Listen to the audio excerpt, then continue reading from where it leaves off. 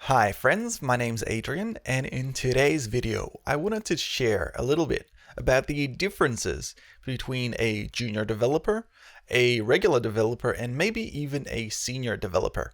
These are all stages that I've gone through, and I feel like I've got a bit of an experience of the journey going through each one of these stages. And some of the things I've learned will hopefully help you progress your own way through these, because some of the biggest differences between these roles are just simply experience in how you go about solving a lot of problems. And I think that being able to understand these differences will help you advance sooner, which means that you can take on better and more interesting responsibilities, as well as money too, which is always great. Now, in terms of a junior developer, this is something that I miss a lot.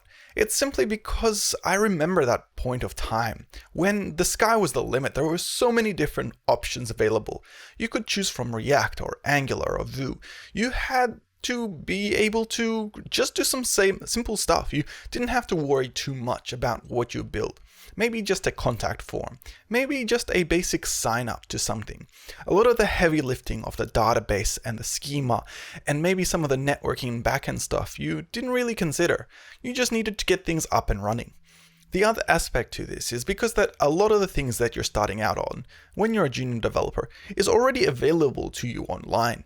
All you need to do is a quick Google search or even jump on YouTube, and most of the tutorials are already on there, so you'll be able to understand and go through those things, learn them, and adapt them to your use case, which is pretty cool. And then on top of that, if you're working in the workplace, you'll always have, well, hopefully anyway, a team behind you. This means you have some peers to work with, and you can work together to figure out problems. You might even have a senior or a tech lead that might be able to help you out so that when you do get stuck, you can simply ask the question and they'll be able to jump in, have a look, and help you figure it out. And that's really cool. It makes you feel like you're progressing in your career.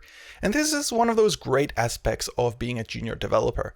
I know that a lot of us coming in, we have this imposter syndrome. We feel like we need to be able to know what we're doing, but that's perfectly fine when you're starting out that you don't know most things, because you have to learn them and you have to experience them to be able to grow and get better. As you grow, as you move to that next level of a developer, not just a junior anymore, this is where you start to take on problems yourself and solutions too. This means that you can get handed a piece of work and you can responsibly carry it out without too much overhead. No one has to look across your shoulder or anything like that. They know that you'll be able to get that work done, which is cool. And then, for example, if you need some help, there's always someone above that can help you out. If you need to delegate some tasks, you can set it to juniors and you can help them out too. And it's a perfect middle ground between being a senior developer and being a junior developer. But that next step, that step of being a senior developer, is one of the scariest. And I remember when I had to take that step. And the biggest difference is the fact that there is no longer someone above you that can tell you or help you out. There's no one you can ask to solve a problem for you. Now it's on your shoulders. All that responsibility is on you. This means that when there is a bug, when there is an issue, you have to figure it out. You have to jump on Google, you have to keep searching, whether it's Stack Overflow or GitHub issues, until you figure out what that problem is and implement a solution for it. It also means that some of those simple problems that you used to have in the past, where you'd have 1,000 different examples on Google on how to do, don't exist anymore, because you're working with much more complex stuff now. It means that you're going to have to really look through all the documentation. You might even have to look through the source code of the library you're working on just to figure out what's going wrong. In order to be able to figure that out, that extra pressure and that extra responsibility of never being able to give up when you have a problem is one of the biggest differences that I've noticed between senior developers and junior developers.